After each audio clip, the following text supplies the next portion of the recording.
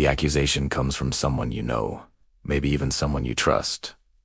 It feels strange, doesn't it? Almost as if they are describing themselves. Why would someone who is honest feel the need to question your integrity so fiercely? What if the loudest accuser in the room is also the most skilled deceiver? This isn't just a misunderstanding. It is a calculated, unconscious maneuver of the human mind, a psychological shadow play where the roles of the victim and the villain are deliberately reversed. The question is not whether they believe you. The real question is what they are hiding from themselves. This behavior is often dismissed as simple hypocrisy or a tactic to create confusion, but the roots go much deeper into the very architecture of the self. Most of us assume that people perceive the world as it is, but in reality, we see the world as we are. Our perception is not a clear window, but a mirror reflecting our own internal landscape. When that internal world is filled with deceit, the reflection it casts upon others is inevitably distorted. The mind has a profound need for consistency, for a coherent story about who we are.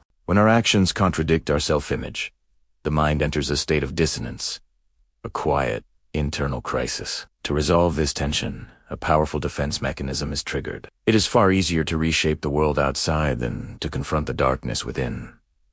This is the essence of psychological projection. It is a defense mechanism where the mind unconsciously rejects its own unacceptable qualities by attributing them to others. A liar does not see themselves as a liar. Instead, their mind creates an external enemy to carry that burden. When they accuse you of lying, they are, in a very real sense, talking to themselves. Their brain is attempting to offload the cognitive and emotional weight of their own dishonesty. It is a way of purifying the self. By painting you as the deceiver, they momentarily restore their own sense of innocence. Their accusation isn't truly about you or your actions. It's a desperate attempt to maintain internal order, to silence the quiet whisper of their own conscience by turning it into a loud accusation against someone else. The more vehement the accusation, the heavier the internal burden they are trying to displace. This mechanism is amplified by something called the confirmation bias. The mind doesn't just project its flaws, it actively seeks evidence in the outside world to confirm them. Once a liar has unconsciously labeled you as dishonest, their brain will filter all your actions through that lens. A simple pause before answering a question becomes proof of hesitation and deceit.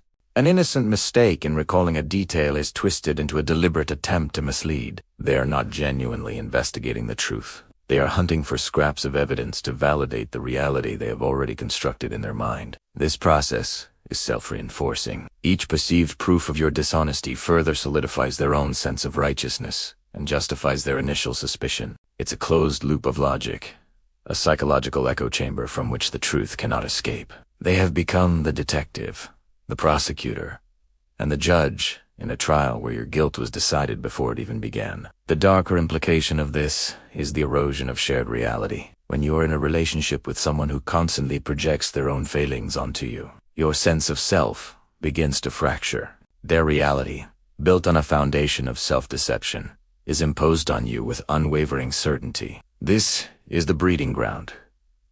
You start to question your own memory, your own sanity. Did I say that? Did he do that? The constant need to defend your own integrity is emotionally and mentally exhausting. It is a subtle form of psychological control. By keeping you on the defensive, they maintain a position of power.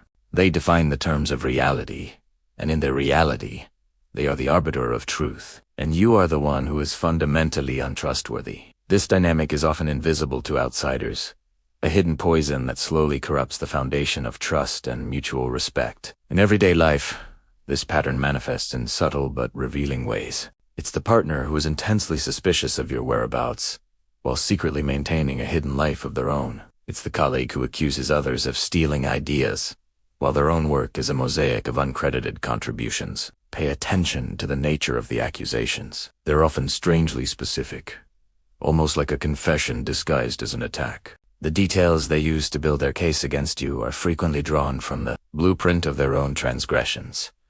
Another sign is their inability to handle scrutiny. A person who is secure in their own honesty can weather questions and doubts. But for the projector, any questioning of their narrative is a direct threat to their fragile self-concept. They will react with disproportionate anger, deflection, or by doubling down on their accusations against you, creating a smokescreen of chaos to hide behind. What this reveals about human nature is a difficult truth. We are not the rational, objective beings we believe ourselves to be. The mind is a master storyteller, and its primary goal is not to find the truth, but to protect the self. It will bend, break, and rewrite reality to maintain a story of its own goodness. The most unsettling insight is that this mechanism is not reserved for the maliciously deceptive. It operates within all of us, to varying degrees. We all have a shadow, a collection of traits we would rather not acknowledge. We see arrogance in others when we fear our own pride. We see laziness in others when we struggle with our own procrastination. The liar who accuses you of lying is just an extreme and destructive example of a universal human tendency. They are a mirror,